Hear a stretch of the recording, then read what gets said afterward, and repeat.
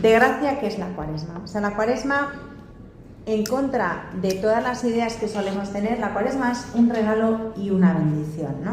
Porque parece que llega el color morado y con el color morado como que se nos nubla el horizonte y nos parece que la Cuaresma es una cosa como muy seria, muy seria. A ver, es muy seria, pero porque todo cuando se está siguiendo a Jesucristo es serio, serio en el sentido de importante, hay que tomarlo con responsabilidad.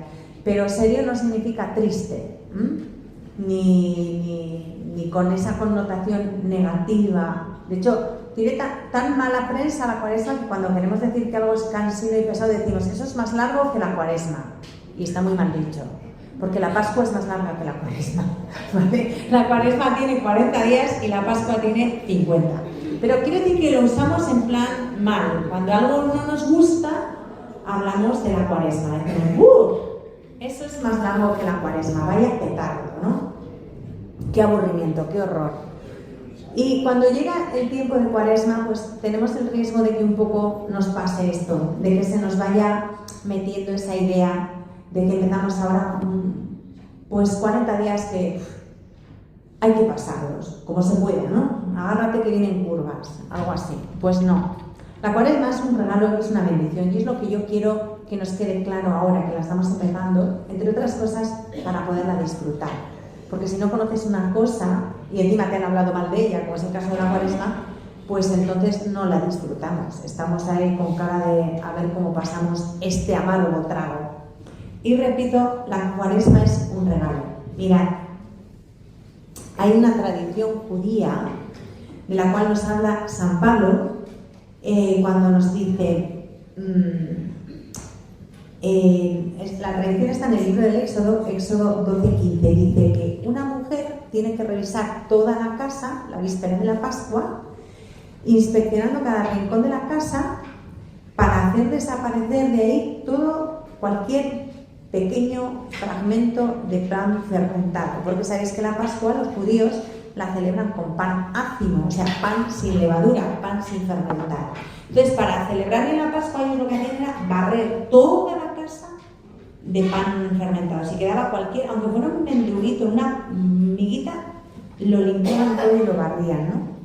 Y entonces, en el momento en que han quitado toda la levadura y todo pan fermentado, ya la casa está lista y preparada para celebrar la Pascua, ¿no?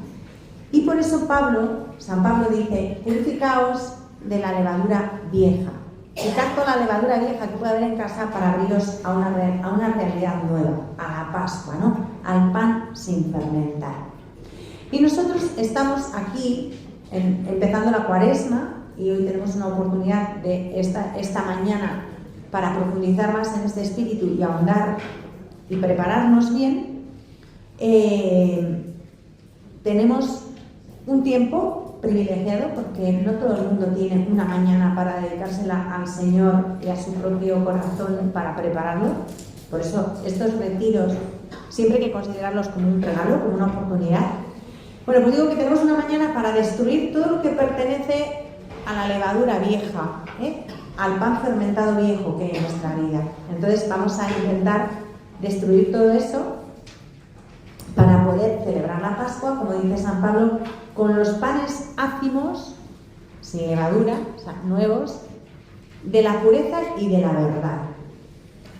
Por lo cual, escuchando a San Pablo, nos queda claro que así como los judíos tenían una limpieza ritual de su casa, de sus utensilios, nosotros tenemos, los cristianos, estamos llamados, porque esto nos lo dice Pablo, esto ya está en el Nuevo Testamento, no está en el Éxodo, estamos llamados a vivir una limpieza pascual de nuestro corazón, ¿vale? Y esta es la Cuaresma, el tiempo que tenemos para limpiar todo, para poder celebrar bien la Pascua con los ácimos de la verdad y la sinceridad. La Iglesia nos da este tiempo para limpiar, este tiempo de limpieza, de preparación, que se llama Cuaresma. Esto es la Cuaresma. El color morado no quiere decir que sea lúgubre, ni triste, ni negativo. Es una oportunidad. El color morado, que también se utiliza en el Adviento, como sabéis, no tiene nada que ver con lo negativo, sino que es un color que nos pone en alerta. Es verdad que luego se utiliza, pues por ejemplo, para el oficio de difuntos o para determinadas cosas, ¿no? Muy concretas. Pero el morado en sí, con color litúrgico, en un tiempo litúrgico, nos está diciendo que este tiempo es especial. El Adviento es un tiempo especial, preparándonos para otra Pascua, que es la Pascua de Navidad. Y ahora nos estamos preparando para la Pascua de Resurrección. Pascua, como sabéis, significa paso. O sea, Jesús viene hacia nosotros en Cuaresma, Jesús viene hacia nosotros en Adviento. De manera diferente, con una connotación diferente, pero bien. Y cuando tú estás esperando a alguien importante, y nadie hay más importante que Jesucristo, pues uno se prepara. Para la Pascua de Navidad tenemos el Adviento, para la Pascua de Resurrección tenemos la Cuaresma. Así pues, nos purificamos para vivir la Pascua. Porque Cristo, nuestro Cordero Pascual, ha sido inmolado, nosotros tenemos necesidad de purificarnos. Nadie nos lo exige, nadie nos lo exige. No es que Dios sea malo y diga, como no estéis bien arreglados, bien limpios y bien puestos, no se os admite. No es eso, sino que nosotros, dándonos cuenta de lo que es la Pascua, del regalo que es la Pascua, del banquetazo, de la superfiesta que es la Pascua, nosotros mismos queremos purificarnos, porque no queremos presentarnos en el banquete hechos, pues, unas trazas, mal vestidos, sin peinar, sucios, desarreglados. Sería una falta de respeto a quien te invita, ¿no? Al anfitrión. Y el anfitrión ha vencido, está glorioso. O sea, la belleza de Cristo resucitado, la belleza de Cristo resucitado es algo que apenas podemos pensar, imaginar un poco. Entonces, ante alguien tan bello, tan lleno de vida, porque la vida es belleza, pues sentimos la necesidad de ponernos guapos para ir a la fiesta, por decirlo de alguna manera. Y ese es el sentido de la Cuaresma. La Pascua de Cristo me invita a prepararme a mí para mi Pascua, ¿no? Entonces, nuestro compromiso moral, el sentido de purificación de la Cuaresma, es ese. La penitencia cuaresmal no es para simplemente fastidiarnos y chincharnos, sino para limpiarnos. Mirad, ahora está muy de moda, yo me muero de risa con las cosas que pasan en el mundo. Digo, anda, que no hace cosas la gente supuestamente para estar más guapo, que luego tú les miras y dices, pues yo le veo más o menos, pero claro, no lo puedes decir. Cuando dicen, es un tratamiento de exfoliación, y entonces te enseñan una especie de esponja que parece una lija del 5, con la cual se restriegan todo el cuerpo para quitar las células muertas, las células epiteliales muertas. ¿Y eso es un tratamiento de belleza? Sí, porque después la piel luce mucho más radiante, estás mucho más guapo, estarás todo rascado, pero bueno, yo ahí no entro, ¿vale? O sea, tengo mi opinión acerca del tema, pero, a ver, eso es una penitencia, o sea, porque que te rasquen con una lija de estas es una exfoliación para quedar más guapo. Bueno, pues la Cuaresma es tiempo de exfoliarnos. Hay que quitar todo lo que está ahí muerto, mal pegado, y para lucir después más guapos y que nos quede mejor todo lo que queramos ponernos en la fiesta y para, según me dijeron, para que se adhiera mejor el maquillaje, que no es mi problema más urgente en la vida, pero eso te cuentan las mujeres, que tienen un tratamiento exfoliante para que el maquillaje agarre mejor. Digo, pues no tengo ni idea. O sea, sinceramente de eso no tengo mucha experiencia. Pero vamos, sí se me ocurrió aplicarlo a la Cuaresma. Dije, la Cuaresma es el tiempo del tratamiento exfoliante para después ponernos guapísimos para la Pascua. ¿Qué pasa? Que el tratamiento exfoliante es una lija que te rasca, ¿vale? Hay que rascar para que salga lo que está muerto. Bien, pues en esto estamos, ¿no? Nos purificamos, nos queremos poner guapos, precisamente porque ya hemos sido salvados. No porque si no lo hago no me voy a salvar. Ya hemos sido salvados por Jesucristo, que ha muerto y ha resucitado. Pero para poder participar de esa pedazo de fiesta que es la resurrección, yo me quiero preparar. ¿Y qué pasa? Que para esto es una cosa que hoy día no vende muy bien, pero yo lo digo. Yo reconozco que no soy nada políticamente correcta. Yo digo cada cosa, que lo que no sé es cómo no me linchan, pero yo lo digo porque en conciencia lo tengo que decir. A ver, lo que no podemos es estar con un pie en un cubo de agua fría y el otro pie en un cubo de agua caliente. ¿Tú qué quieres, agua fría o agua caliente? Lo que no puedo es estar en la iglesia para unas cosas, pero militando con los morados y con los de la bandera esta de los colorines en otras. No, ¿tú qué eres? ¿Dónde estás? Vete a donde quieras, pero sé honesto y vete a un sitio. O sea, no puedes estar arriba y abajo. O sea, es como pretender estar vivos y muertos al mismo tiempo. ¿Tú qué quieres? ¿Estar vivo? Pues vete a donde están los vivos. ¿Muerto? Pues vete con los que están muertos. Pero no puedes pretender estar vivo y muerto al mismo tiempo. De la misma manera que no podemos pretender vivir en el pecado y en la gracia al mismo tiempo. Hemos llegado al punto. Salió la palabra pecado, pero es que eso ya no se lleva.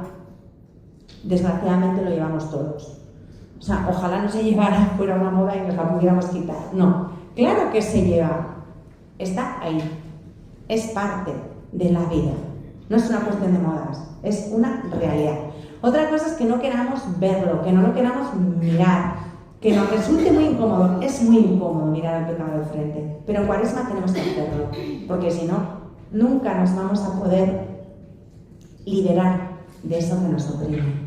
Entonces, queda claro, clarísimo, y si alguno no lo entiende, pues que se lo apunte, porque os prometo que es verdad, que no se puede vivir al mismo tiempo para el pecado y para la gracia, para la muerte y para la vida. Hay que definirse. Yo, con todas mis pobrezas y todas mis limitaciones, yo quiero vivir. Quiero estar viva y quiero vivir en la verdad, o sea, en la gracia.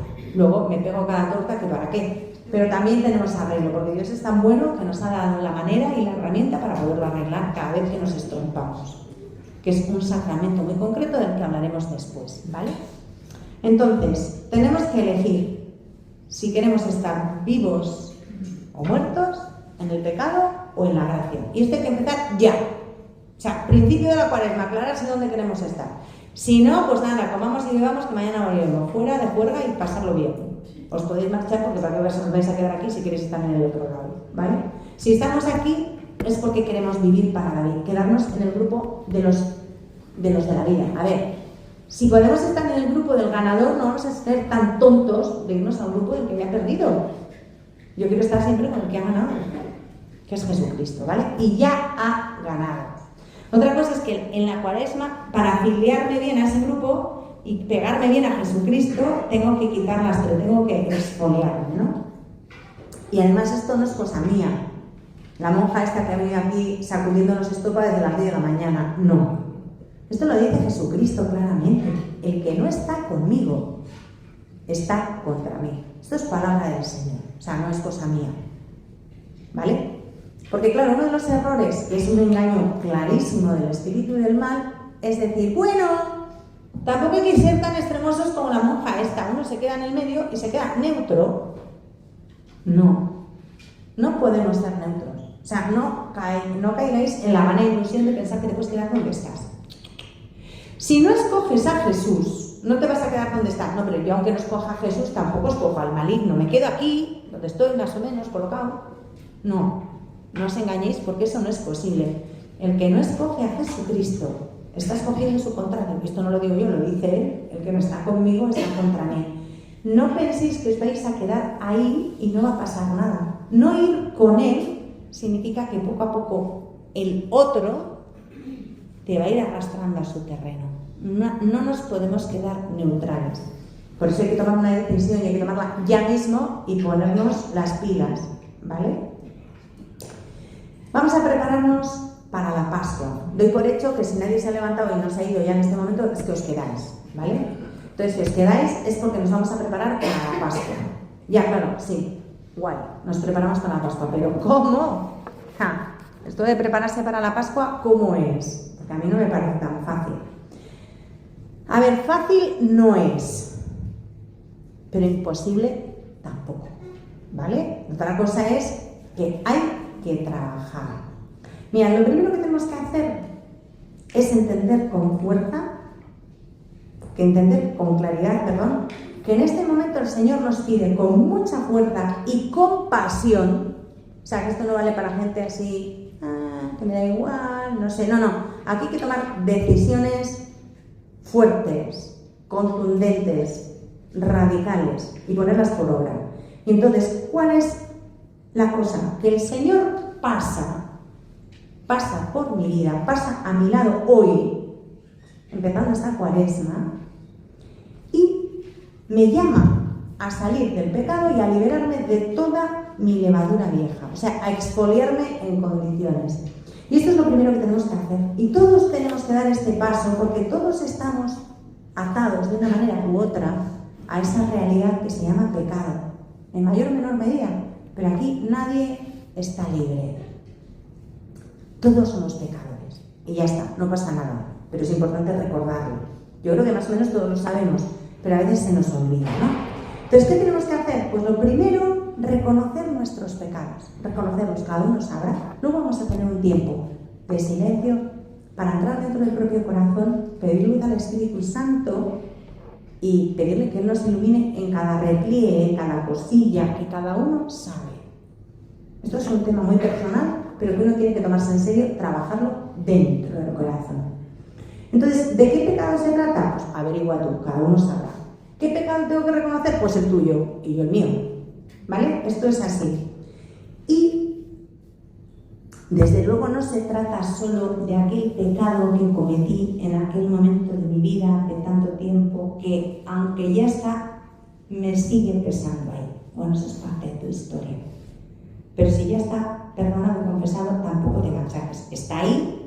Está bien que te acuerdes, porque no tienes amnesia para que te acuerdes lo pobre que eres y lo bueno que es el Señor, que a pesar de todo eso te sigue cuidando y te sigue guiando, pero no es ahí donde tenemos que ir. Tenemos que ir a lo que me pasa a mí hoy, ahora, en marzo del 2025, en mi situación actual. Los pecados actuales los cometo cada día, que no hace falta que sean pecados gravísimos, sino son pequeñas cosas donde no voy amando lo suficiente, que pequeñas cosas que son más fuertes que mi decisión de amar y de seguir a Jesús y me alejan de Él, o por lo menos me van frenando, ¿vale? Esas son las pequeñas cosas que tengo que identificar. Porque todos caemos muchas veces en muchas cosas. Y cuando la gente me dice, a veces me dice gente, es que todos los días hago lo mismo. No, hombre, no vas a estar inventándote una historia nueva cada día. O sea, metes la pata más o menos en todos los días en lo mismo, porque cada uno tenemos nuestro punto y metemos la pata en nuestro agujero. Imagínate que cada día metiera la pata en un agujero distinto. Sería todavía peor, ¿no? Para identificarlo, pero cada uno sabe cuál es su punto. Y esto es importante. Pero hay que mirarlo, hay que conocerlo, hay que pedir perdón, pero no nos podemos quedar solo ahí, porque si nos quedáramos solo en eso, nos estaríamos quedando en una visión muy superficial de la realidad de nuestro pecado. O sea, nuestro pecado está ahí y aflora de una manera u otra, ¿vale? Pero vamos a darle un poquito más de vuelta de tuerca a esto, ¿vale? San Pablo distingue dos cosas: el pecado, que es de lo que estamos hablando, y el estado de pecado, lo que se llama la pecaminosidad, ¿no? Que es un pecado habitual que se ha instalado en nuestra vida y está ahí. No es un pecado aislado que pues me ha pasado, he metido la pata en esto he hecho mal. No, sino que ya de alguna manera eso que no está bien lo he integrado en mi vida, Oye, cuando te llega ese momento, no sé qué capacidad tenemos de recolocarlo para que nos encaje y seguimos viviendo como si no pasara nada, todo el mundo está tranquilo y te lo estás comiendo todos los días. Pero claro, como está tan bien encajado ahí, tan bien colocado, casi ni te das cuenta porque no tropiezas, no te incomoda, lo has integrado en tu vida, ¿no? Ese es el estado de pecado. Es lo que Pablo, en la carta a los Romanos, capítulo 7, versículo 17, dice, denomina el pecado que habita en mí. No es que está, sino que pasa de vez en cuando, sino que está ahí instalado, habita en mí, ¿no? Y eso que está ahí instalado es lo que después nos está empujando muchas veces a faltas o a deficiencias concretas. ¿Qué pasa? Que nosotros vamos, y hay que hacerlo, no digo que no hay que hacerlo, vamos como cortando eso que sale, ¿no? Esto no está bien, esto no, esto me he equivocado, no. Y vas como cortando los brotes. Pero claro, con un arranque es la raíz, que la tienes ahí súper bien enterrada, alimentada y con sustrato y abono, pues va a seguir brotando. Entonces nos preocupa mucho lo que sale de vez en cuando, entonces como que lo vas cortando. Pero como no arranquemos el tema de raíz, pues no sirve de nada. Esto, mirad, es un ejemplo muy claro, es un volcán. El volcán aparentemente es una montañita, Dices, no tiene actividad, está dormido, hace mucho tiempo que no ha entrado en erupción. Dices, bueno, ya, pero el problema es ver cómo está por dentro el volcán, porque no hay erupciones al exterior, no sale la lava al exterior, pero si dentro aquello está preparándose y huyendo, cualquier día va a hacer ¡bum! Y va a salir de golpe, ¿no? Pues hay que examinar si en nuestro corazón tenemos algo así, ¿no? Dicho este rollo, me diréis, bueno, a ver, ¿a qué conclusión llegamos, no? ¿A dónde nos llevas? Bueno, pues mirad, que no basta combatir los pecados de cada día, las cositas que van saliendo día a día, que hay que hacerlo, sino que hay que ir más al fondo. No podemos simplemente podar las ramas del árbol, hay que ir con el hacha a la raíz del árbol y darle un hachazo, porque con una tijera de podar vamos cortando los brotes, pero va a seguir brotando. Hay que dar un hachazo ahí, en la raíz. Y esa es la Pascua. La Pascua es darle a nuestro pecado, a eso que está ahí, que no está bien, el hachazo definitivo. Y nosotros no podemos con el hacha, si somos unos mindunguis que no nos tenemos de pie. ¿Quién tiene que agarrar el hacha? ¿Quién tiene el hacha en la mano para dar el hachazo definitivo en mi pecado? Jesucristo. Jesucristo bendito, que ha vencido, que viene resucitado y puede dar el hachazo. Cristo es mi Pascua, así que tenemos que ir directos a Él y pedirle que dé el hachazo definitivo a nuestro pecado en su raíz, ¿no? Y esto, que parece una cosa muy simple, es importante hacerlo, es vital.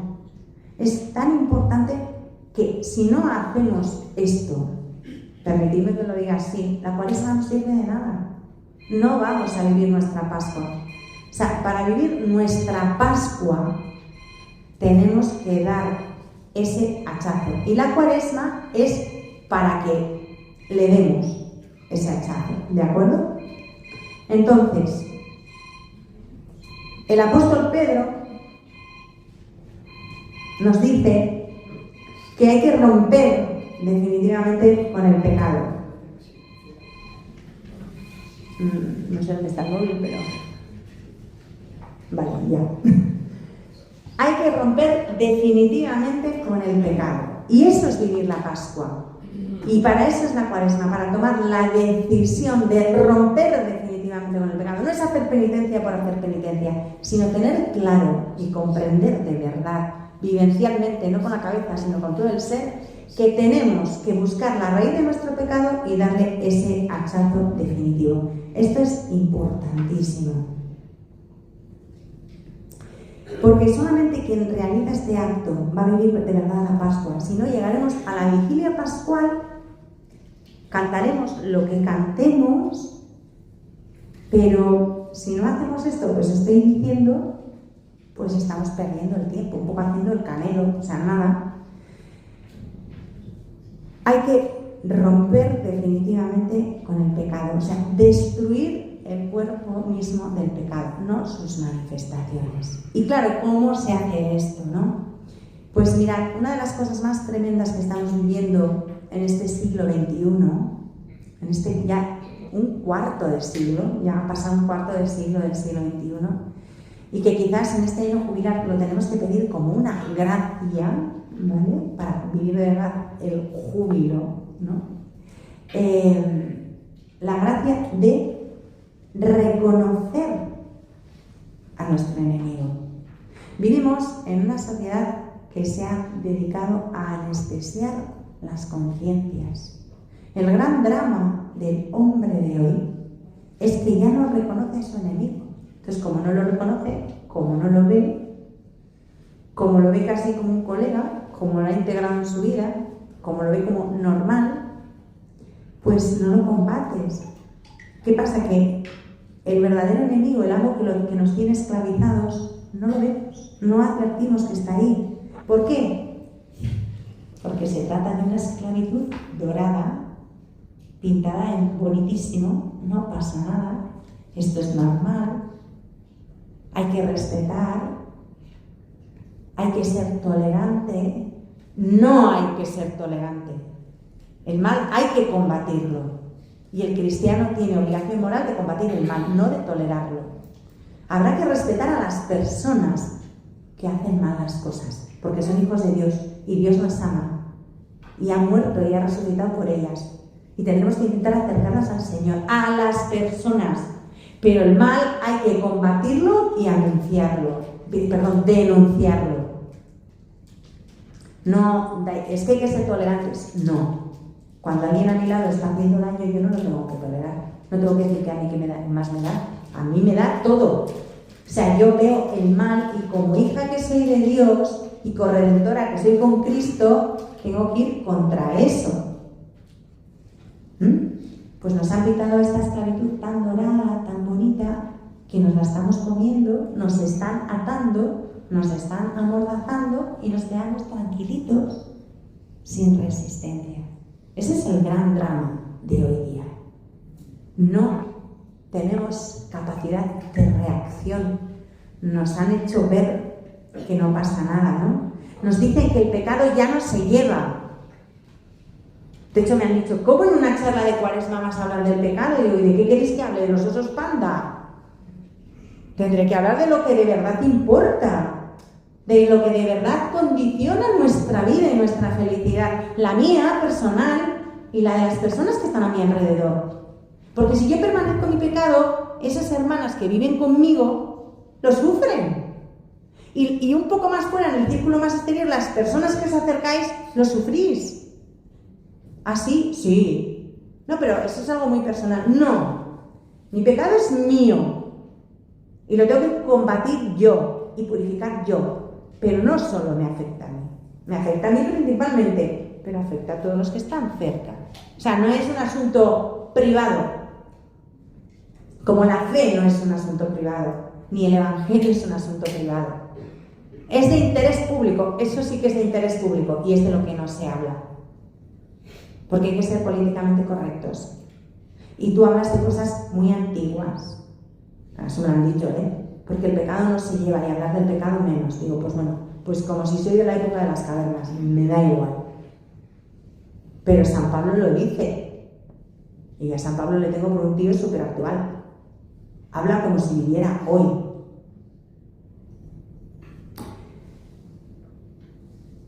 El pecado y la existencia del pecado no es una cosa anticuada, es una verdad de nuestra fe.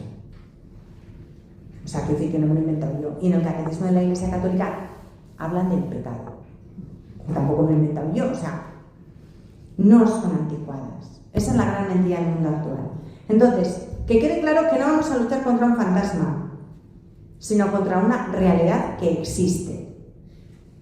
Y como existe, nos interesa conocerla para poder luchar contra ella, ¿no?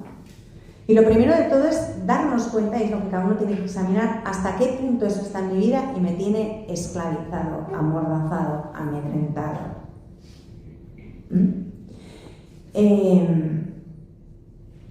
Hoy día nos hablan del pecado en la práctica, los que hablan, como de una manera totalmente deformada, ¿no?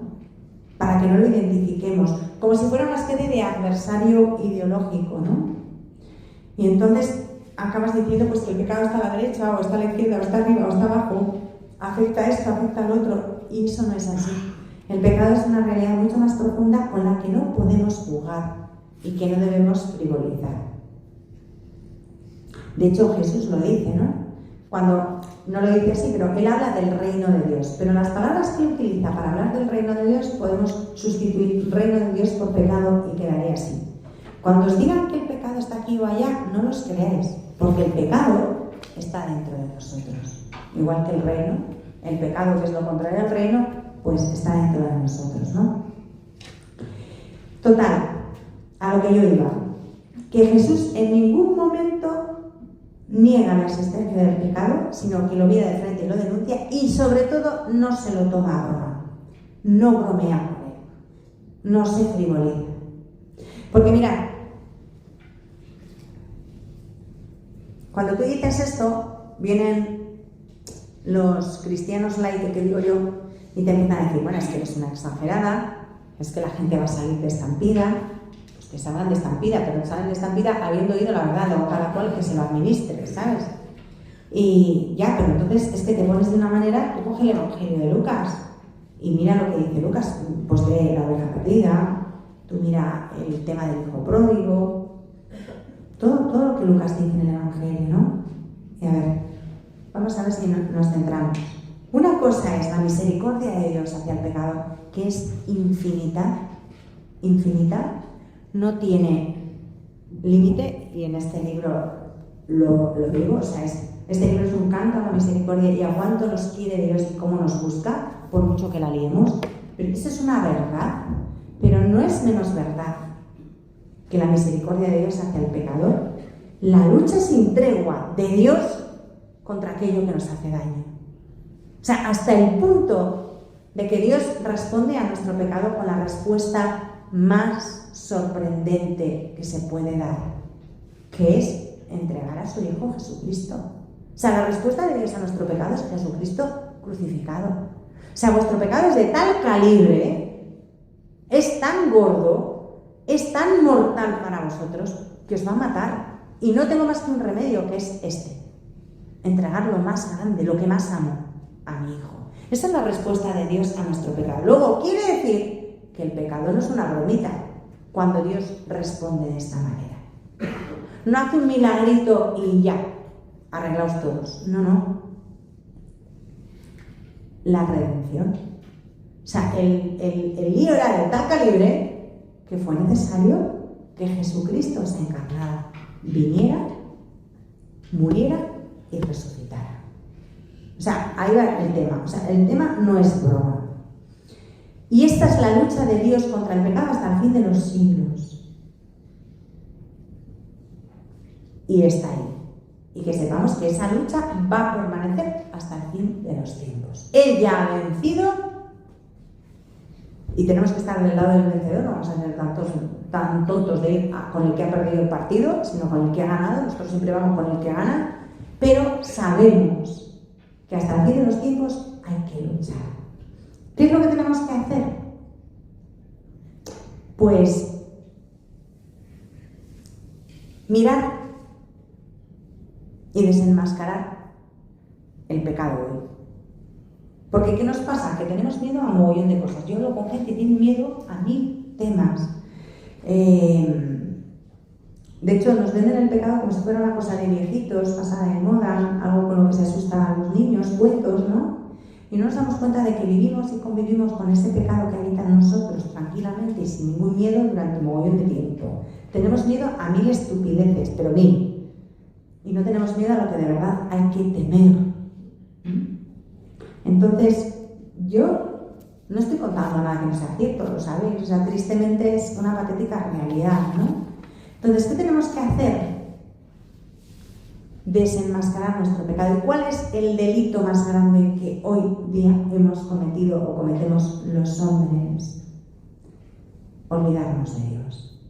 O sea, la mayor pobreza del mundo actual es la ausencia de Dios como ausencia. No está, lo hemos borrado, no lo necesitamos. A veces nos acordamos de él, pero por supuesto no está como dice el primer mandamiento, por encima de todas las cosas, sino que como mucho dejamos un hueco en la vida, pero que no se pase y no moleste demasiado, ¿no? Dios es el último de la fila.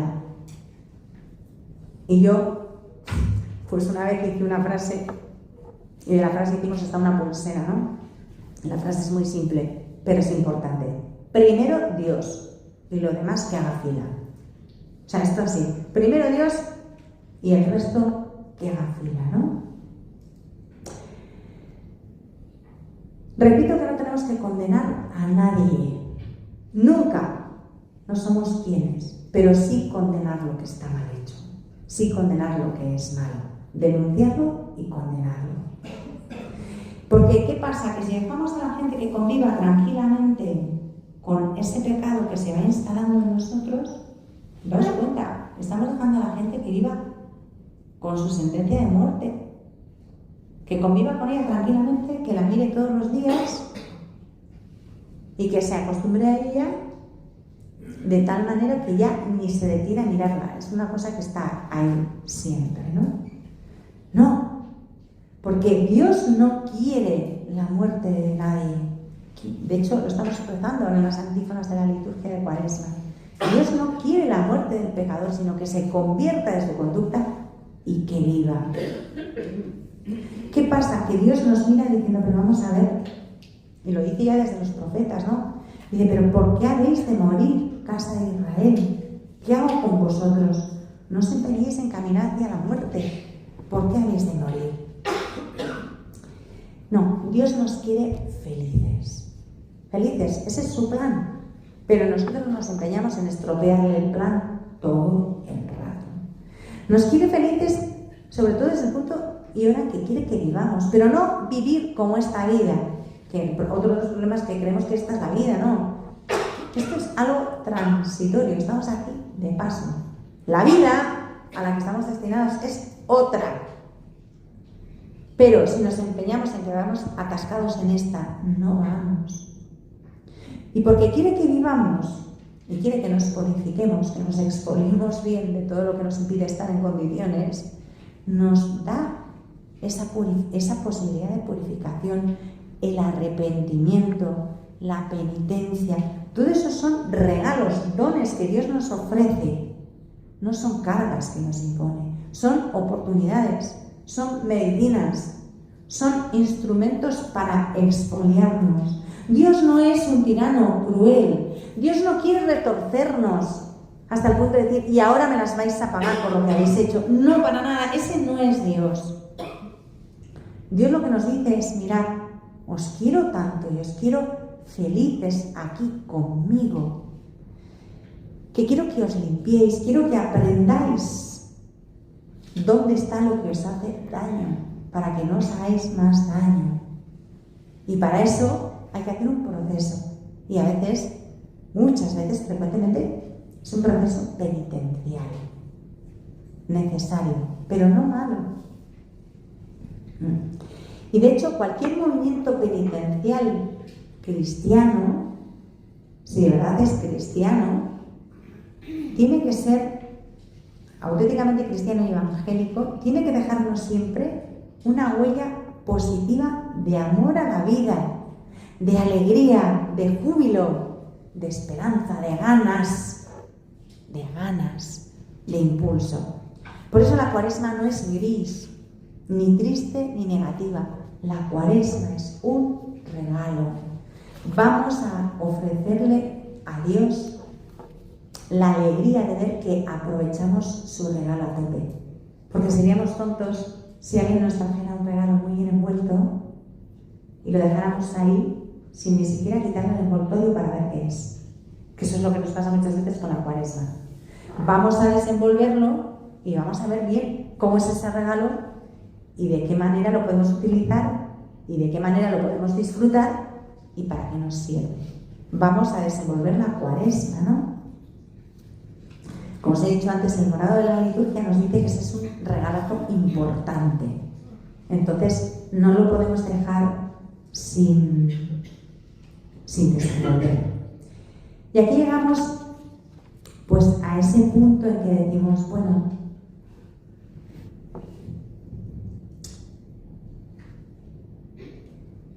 yo quiero llegar a esta alegría perfecta que está dentro del regalo, ¿no? Pero a lo mejor no lo sé utilizar. Bueno, pues para eso tenemos 40 días. Tú cuando desenvuelves un regalo el primer día no sabes cómo funciona toda la perfección. Vas viéndolo, vas manejándolo, vas utilizándolo y vas entrando y te vas entusiasmando con el regalo. Pues así nos tiene que pasar con el itinerario cuaresmal. Hay una cosa de la que se habla que es la contrición, el perdón de los pecados, el arrepentimiento profundo. Todo eso dices, hombre, es que de entrada como que no me sale. Claro que no, no es automático, no es ¡pin! Me pongo y ya me sale. No. Vamos entrando en contacto con el Señor. Es muy importante, en la Cuaresma hablamos del ayuno, de la penitencia, que es importante, pero se habla de la oración.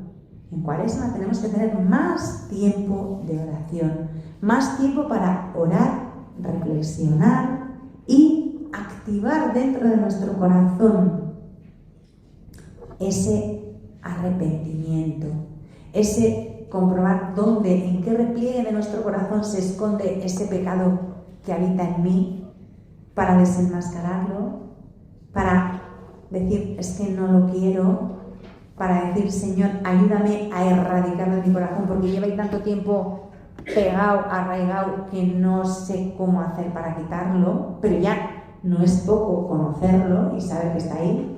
Y entonces necesitamos mucho tiempo de oración para llegar a ese arrepentimiento profundo, a ese dolor por todo lo que ese pecado me ha alejado del Señor y de los hermanos, todo lo que ese pecado me ha impedido amar, que al final el drama es ese, que el pecado es como un freno de mano potente que limita nuestra capacidad de amar. Nuestra religión es la del amor, o sea, el precepto principal es amarnos y el pecado no nos deja amar. Entonces, ir viendo todo eso y se llega a ese dolor profundo, eso que se llama contrición. Y por ese camino llegaremos a la alegría verdadera, a la alegría de la Pascua.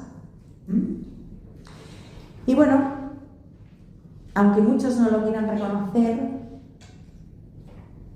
lo tengo que decir, porque hay que exculpar a Dios de todas las cosas de las que le culpan. Y como el pobre se cae, no dice ni Pamplona, pues le seguimos echando la culpa de muchas cosas. ¿Lo quieren reconocer o no lo quieren reconocer? El primer responsable de la profunda infelicidad que reina en el mundo es nuestro pecado. ¿Y ya? No Dios, no porque Dios, porque hace, no, que Dios no ha sido, que ha sido tú, que he sido yo, que ha sido el otro, que hemos sido entre todos. Es que no entiendo por qué Dios hace tal cosa. No, Dios no lo hace, Dios lo permite y lo sufre como a su pesar. Él no lo quiere, pero como lo queremos nosotros y nos ha hecho libres, pues tiene que apencar con lo que hacemos. Dios no tiene la culpa. Y mirad, si algo se resiste, hay una cosa que sirve para ablandar el corazón. Y si no se sabe así, no se va a ablandar con agua, porque yo por lo menos no sé cómo se hace. Si esto que os digo ahora a continuación no funciona, buscar a alguien que os dé una fórmula mejor. Yo no la tengo. Cuando algo se resista, no hay más que una fórmula. Mirar al que atravesaron. Mirar a Jesucristo, pero a Jesucristo crucificado. O sea, ahí está todo. El amor extremo de Dios está ahí, en el Gólgota. Entonces, no echemos a Dios la culpa de los males del mundo. Dios es la víctima principal, con mayúscula, del mal del mundo. La culpa del mal, la fuerza del mal, la responsabilidad del mal es nuestra actitud, nuestro rechazo de Dios, cuando nosotros abrazamos el pecado. Por eso no nos queda otra más que denunciarlo y combatirlo. Y ahora, después, vamos a tener un tiempo de silencio para reflexionar un poco sobre esto que os he dicho, ¿no? Y os he hablado al principio de una herramienta, voy a pasar por ello rápido, o sea, no me voy a enrollar, lo prometo. Una herramienta que también está infravalorada, porque también está mal explicada, porque también la vendemos como a la baja. Tenemos la mejor herramienta. A ver, es que en la iglesia somos, perdón amigo lo diga, en la iglesia católica somos medio tontos. O sea, tenemos lo mejor y vivimos medio acomplejados. Tenemos al mejor, que es Jesucristo. Bueno, nos vamos a mirar al uno, al otro, al no sé quién. Pero déjate de mirar a otro lado si tienes al mejor. Y tenemos las mejores herramientas para remediar todo tipo de chapuzas y descalabros, que se llaman sacramentos. Tampoco los usamos. Es que somos pocos.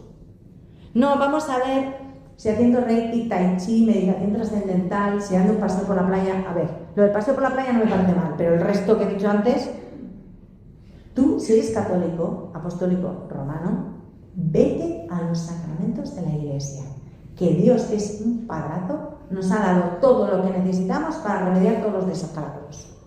Nos ha dado alimento, nos ha dado una unción para cuando estamos enfermos, y nos ha dado, y esto es lo mejor, bueno, no es lo mejor, pero una de las cosas muy importantes, el sacramento de la reconciliación. O sea, esa es una herramienta cierta en la que tú sabes que estás recibiendo el perdón de Dios. ¡Buah! Es que a mí me da un palo contarles esta locura. pero luego así se lo cuentas al psiquiatra de turno que encima te cobra. Si es que somos tontos. O sea, yo hay veces que digo, pero a ver, a confesarte, ¿no? Pero hacer terapia, ¿pero qué es la terapia? Largarle el rollo al Señor, a un Señor que encima te cobra un pastizal por largarle el rollo y sales con el mismo rollo. Pero 200 euros menos en el bolsillo. Y el cura lo hace gratis. Y encima no sales igual.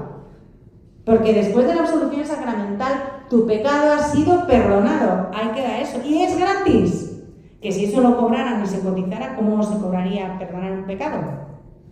Pero Dios, que es bueno, ha entendido que hay cosas que tienen un valor incalculable. Entonces nos lo da todo gratis. Porque es un parazo. Entonces, ¿qué pasa con el sacramento de la reconciliación? Que lo planteamos mal. Entonces, como lo planteamos mal, nos parece un tostonazo, un mal rollo, y yo paso. ¿Cómo que yo paso? Pero no seas tonto. O sea, tienes el remedio, tienes la medicina y no la quieres. Bueno, pues así somos. Pues yo digo que a veces, yo no sé, la paciencia que tiene Dios con nosotros, le falta mandarnos un mensaje que diga tontos, o sea, algo así. Pero como es tan bueno, no lo hace, ¿no? Siempre se compadece.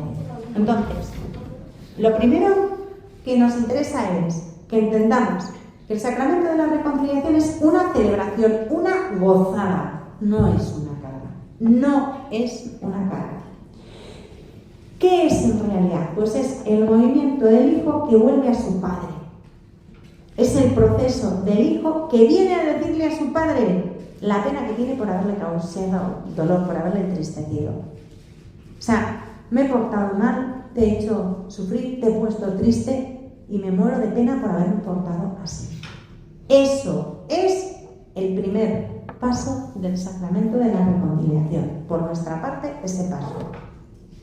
Por parte de nuestro Padre Dios, es la acogida. Nunca he oído a nadie que haya ido al sacramento de la reconciliación y no haya sido acogido por el Señor. Independientemente de que el ministro es un elemento humano y también pone de su parte y dice, bueno, este pobre se me dormía, no se enteraba, no conecto. Bueno, vale, pero el sacerdote es un elemento humano, es un instrumento, pero la realidad por encima de esa limitación que podamos ver en el ministro del sacramento es que Dios nos acoge. Y eso es verdad. Verdad verdadera. O sea, si no nos lo creemos, yo ya no puedo hacer más. O sea, eso es un tema de la fe de cada uno. Pero no es que más o menos que nos lo han contado, es que es cierto. Por parte de Dios es la acogida. Y entonces viene la super pregunta que yo me hago y os hago. ¿Por qué si todo es tan sencillo y tan precioso, tan hermoso, tan bonito, la confesión sacramental se ha convertido en una carga? ¿Por qué? Es verdad que los ritos y el sacramento de la reconciliación, como todos los sacramentos, tiene un rito, un ritual que hay que cumplir. Es cierto que los ritos siempre conllevan el riesgo de coagularse un poco, ¿no? De paralizarse, de como siempre es igual la monotonía. Bueno, pues esto es la rutina, pues esto es peligrosísimo, pero bueno, es un riesgo que tenemos ahí, pero no solo en este sacramento, todos. Lo mismo pasa cuando vamos a la Eucaristía, o sea, como lo vamos todos los días, y hay veces que ya dices, pues te parece lo más normal del mundo. O sea, no es lo más normal del mundo, que todos los días Jesucristo vivo y resucitado, de verdad, Él venga a ti, entre en ti y esté contigo. Pero claro, nos acabamos acostumbrando. Bueno, pues eso también hay que contar que es parte de nuestra realidad frágil, ¿no? Pero cuando esto sucede, y nos sucede porque somos pobres y muy pequeños, hay que espabilar, revitalizarse, volver a las fuentes, subir contracorriente y volver a descubrir lo esencial, que es este abrazo de acogida del Padre. En la Cuaresma, pues tenemos que aprovechar también para revisar esa rutina que se nos puede haber ido colando en nuestra vivencia de la fe, ¿no? Sobre todo en los sacramentos. Entonces, ¿qué es lo esencial? Estoy diciendo, volver a lo esencial del sacramento. ¿Qué es lo esencial del sacramento? Pues una fe sencilla, serena y apacible. Es creer que Cristo nos espera a cada momento, no para juzgarnos, sino para perdonarnos y decirnos que nos quiere. que por encima de nuestros estropicios, Él permanece y permanece queriéndonos. Que no está condicionado su amor a las averías que nosotros hagamos. Que cuenta con las averías, pero que vayamos a contárselas. Que Él las conoce, pero que necesita que hagamos ese movimiento de ir a decirlo y a descansar. Porque en el momento en que arrojas eso al cubo de la basura, te quitas un peso encima, hasta egoístamente mirado. O sea, esto es así, ¿no? Entonces, en la confesión, esencial es creer que basta volvernos a Él. Creer que indefectiblemente se le encuentra. Y creer que siempre, siempre, siempre nos acoge con amor. Confesarse, que es parte del sacramento, no solo es confesarse, es que hasta hemos estropeado el nombre. La confesión o la penitencia. No, hombre, la reconciliación. ¿Vale? Es verdad que en el sacramento de la reconciliación hay una parte de penitencia y una parte de confesión. Pero decir, es verdad que es nuestra manera de hablar, ¿no? Me voy a confesar, vale. Pero una cosa es que sea una manera de hablar y otra cosa es que no lo asumamos así. Es mucho más. En realidad deberíamos decir, voy a reconciliarme. No lo dice nadie, yo tampoco. Porque además si lo dijera me miraría muy raro y no me entendería. Entonces voy a confesarme, o viene el confesor, o estas cosas. Pero está bien que, aunque no lo digamos así, lo tengamos claro. Entonces, después de lo esencial, tenemos que saber que confesarse, que es parte del rito del sacramento de la reconciliación, no es venir a decir en primer lugar nuestros pecados. Confesarse es afirmar nuestra fe en la presencia actuante de Cristo Salvador ahí, en ese ministro. Creo firmemente que ahí está Jesús para salvarme de mi pecado. Confesarse no es simplemente decir una lista de faltas. Porque mirad el Evangelio y yo os pregunto. ¿Le preguntó Jesús sus pecados al paralítico que descolgaron por el tejado? No. ¿O a la samaritana? No, a la samaritana no le preguntó, también se los contó en directo. ¿O a la adúltera? ¿O a María Magdalena? ¿O a Zaqueo? ¿O al buen ladrón? No les preguntó nada. El buen ladrón yo creo que es el tipo más listo que pasó por el planeta Tierra. Llegó, vio y venció. Es que además no dijo nada, solamente dijo, acuérdate de mí. No dijo ni medio pecado de nada. Ni siquiera dijo, estoy arrepentido. Acuérdate de mí. Y la respuesta fue total, hoy mismo. Digo, este sí que fue un tío listo, oye, o sea, en 0, se arregló para siempre. Y lo esencial del sacramento de la reconciliación no es enumerar los pecados, es decir con confianza lo que nos parece que nos separa o nos aleja de Jesús. Y saber que diciéndolo desaparece el obstáculo, se quita ese obstáculo, eso que nos impide acercarnos a Jesús. En el momento que lo digo, esto desaparece y me vuelvo a encontrar con el Señor. Y luego ya queda la penitencia. La penitencia no es un psicoanálisis, no hay que estar 200 horas comiéndose el tarro y haciendo un examen de conciencia que acabas exhausto. Eso no es, ni Dios lo quiere, ¿vale? Tampoco es una especie de aseo del alma, o sea, me pongo limpito, guapo y tal, y ya me quedo arreglado. No, la penitencia es un movimiento, una conversión, un regreso, un acercamiento, una vuelta a casa. Y lo que Cristo espera de nosotros no es un examen de conciencia exhaustivo, ni una lista de pecados en el que no se te puede olvidar ninguno, sino que lo que espera es que vengamos a Él con la conciencia aguda de nuestra debilidad. Eso sí, de nuestra impotencia. Me decir, es que no puedo, Señor, no puedo. Te necesito porque yo no puedo. Y con un sentimiento todavía mayor que esta conciencia aguda de nuestra debilidad, un sentimiento profundo de amor misericordioso, convencidos de que somos amados con misericordia.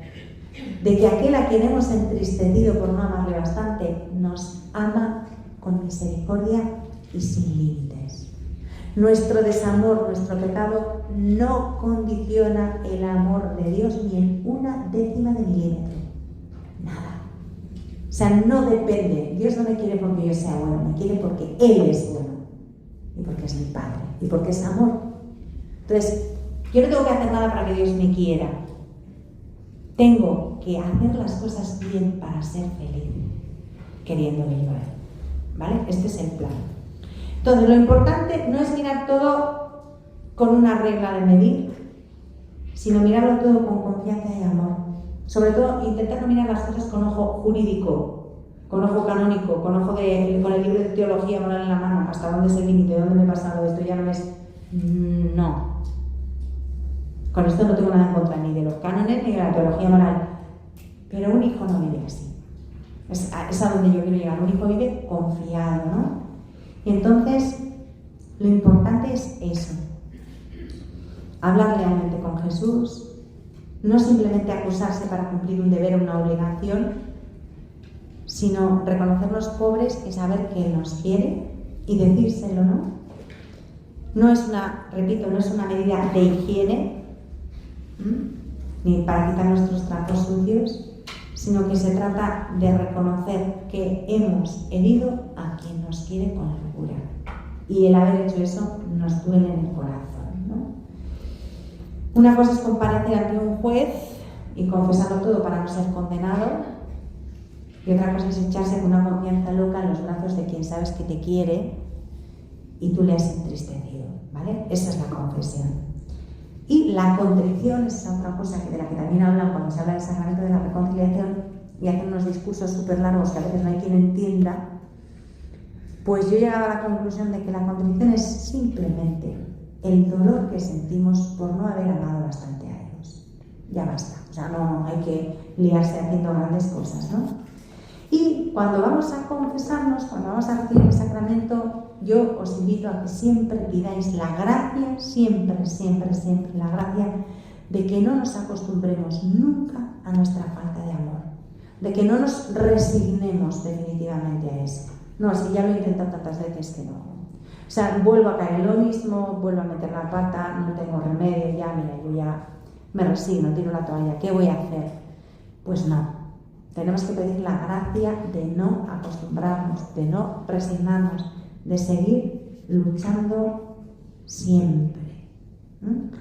Y la otra cosa de la que se habla cuando se habla del sacramento es el firme propósito. Bueno, ¿y eso de qué va? A ver, pues para mí el firme propósito, y ya voy siendo vieja y después de muchos años y muchas confesiones y muchos intentos fallidos de no volver a meter la pata en el mismo sitio y comprobar que la vuelves a meter antes de 24 horas, pues uno llega a la conclusión de que el firme propósito, y yo dije, no sirve, esto no sé quién lo ha escrito, pero un iluso, no sirve, no. Pues rezando, pidiéndole al Señor luz para que el Señor enséñame qué es esto del firme propósito, porque yo desde luego no doy una. Pues he llegado a la conclusión de que el firme propósito es estar decidido, tomar la determinación de no creerme nunca que yo puedo salvarme sola. Porque no puedo, pero a veces no lo creo. Yo voy a hacer, a partir de ahora ya, esto no me vuelve a pasar, esto no me va a suceder, y no has llegado de aquí a esa puerta y ¡pum! Ya te has caído otra vez de cabeza. Me ha durado el firme propósito nada, 10 pasos. No, creerme, convencerme de que no me puedo salvar sola. Y ya está. Y que nos quede claro, y ahora ya sí que me callo, que el sacramento de la reconciliación es un acto de amor en el que pedimos a Dios que nos ayude a amarlo mejor. Y es lo que Jesús nos entregó, este sacramento, como modelo a eso que dice San Pablo, dejaos reconciliar con Dios. Pues la mejor manera de dejarnos reconciliar con Dios es el sacramento. No sé por qué lo hemos convertido en el sacramento de la penitencia, pero bueno, estas son las cosas que hacen los hombres, ¿vale? Pero no hay penitencia, no hay penitencia escuchar hoy mismo estarás conmigo en el paraíso, eso no es una penitencia, eso es una gozada, yo me apunto dónde hay que ir para que me lo digan ya mismo, ¿vale? O tampoco fue una penitencia dar la mitad de los bienes a los pobres y devolver 4 veces más a quienes había defraudado, porque esa penitencia no se la puso Jesús, se la impuso Zaqueo a sí mismo. Él dijo, a partir de ahora voy a hacer esto, ¿no? Entonces, bueno, lo único que Jesús nos dice cada vez que nos acercamos al sacramento de la reconciliación es: hoy ha llegado la salvación a esta casa, a tu casa, a tu corazón, porque el Hijo del Hombre ha venido a salvar lo que estaba perdido y ya te he encontrado, ¿vale?